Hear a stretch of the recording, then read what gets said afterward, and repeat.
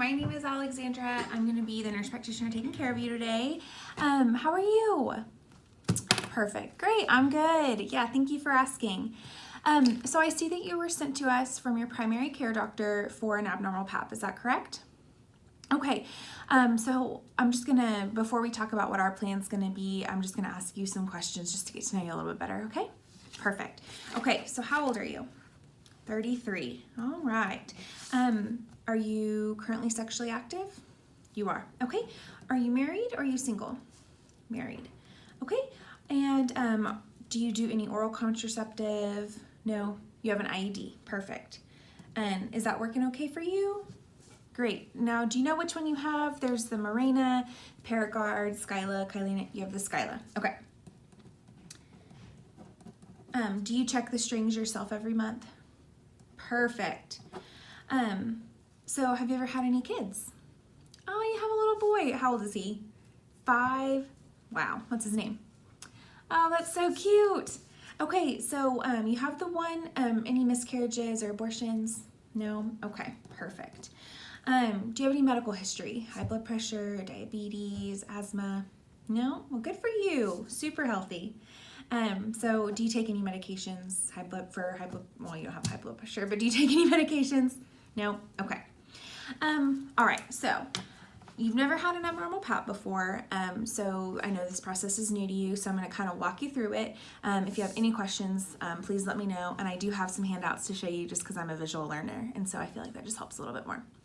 Okay, so this is your first abnormal pap. So we have this algorithm, sorry, it's a difficult word, that we like to follow. It's provided by the SCP, which they make all these guidelines for us to practice with for prevention of cervical cancer. So it's kind of got some big words, but I'll describe everything. So up here at the top, this kind of describes our situation: unsatisfactory cytology. What that means is that your previous pap just came back abnormal. When we do a pap smear, we also test for something called HPV. Are you familiar with that? Okay, great. So your HPV test was negative, but you are older than 30, so it tells us what to do next. So it says to repeat cytology after 2 to 4 months. So your abnormal pap was about 5 months ago, so we're just going to do that repeat testing today, and we will test for HPV again. So if this comes back negative, which fingers crossed, that's what we want, then we can do routine screening since you are HPV negative. And if you are still HPV negative, then that's what we'll do. So what is routine screening? So this is what we're hoping for. So routine screening, another paper, according to the United States Preventative Task Force, which they create all of these guidelines for us as well. So what this means is you'll be up here in this top box, and that just says that if HPV negative, routine screening, then we'll do every 3 years. So everything comes back great, then your HPV negative, cytology is normal, then we'll do routine screening every 3 years.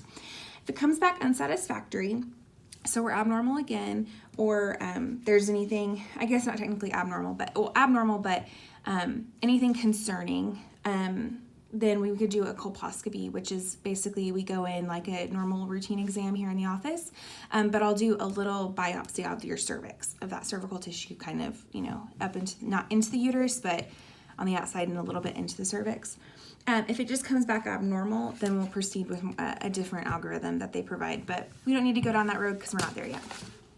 So what today will look like is we'll just go in, we'll do a routine pap smear, we'll test for HPV as well, and then I'll call you with your results.